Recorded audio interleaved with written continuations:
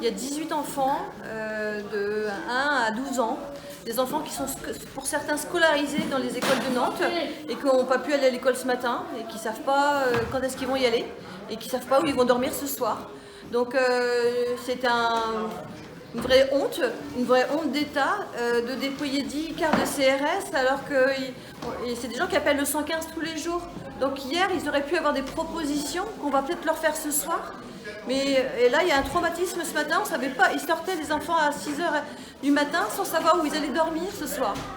Donc sans les bénévoles qui sont là, sans solidarité, ils seraient où quoi.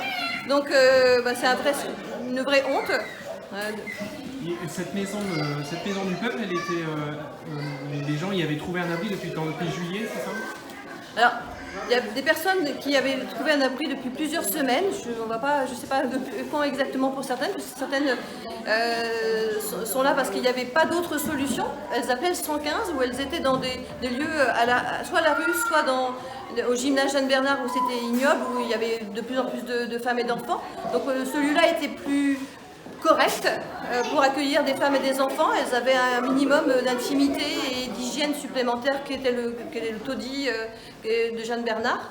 Donc voilà, nous, quand on a les squats, c'est qu'on n'a pas le choix. Les gens, ils appellent le 115. Un squat, ce n'est pas une solution. Personne ne veut ouvrir des squats, mais on ne leur propose rien. Ces familles, de votre connaissance, elles arrivent de quel pays? Alors il y a plusieurs pays, je dirais d'Afrique, Angola, Guinée, Érythrée, Centrafrique, Algérie, j'ai dit Angola, mais voilà, c'est de différentes destinations. C'est des gens qui sont demandeurs d'asile, qui ont déposé leur demande en préfecture de Loire-Atlantique ou qui ont des démarches administratives en cours.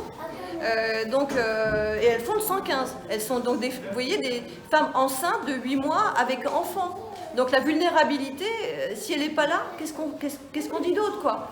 Et le 115 ne répond pas. Donc c'est surtout ça qu'il faut insister.